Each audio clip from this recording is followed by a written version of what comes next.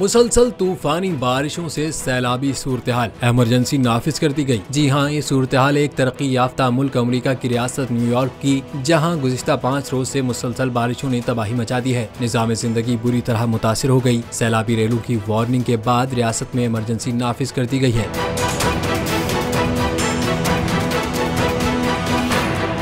महकमा मौसमियात ने न्यूयॉर्क में मामूलाती जिंदगी बड़े पैमाने पर मुतासिर होने की वार्निंग जारी कर दी, क्योंकि न्यूयॉर्क शहर का इंफ्रास्ट्रक्चर इतने ज्यादा पानी को हैंडल नहीं कर पा रहा, जिसके नतीजे में अफरा तफरी फैल रही है और ट्रांसपोर्ट का निजाम भी बुरी तरह मुतासिर है। सड़कों और पुलों पर सैलाबी पानी जमा हो गया, जबकि मेट्रो स्टेशन में भी सैलाबी पानी दाखिल हो गया। दूसरी जानिब न्यूयॉर्क में मजीद बारिशों और सैलाबी रेलों की वार्निंग जारी की गई, जिसके बाद अब गवर्नर ने रियासत में इमरजेंसी नाफिज करने का ऐलान कर दिया है।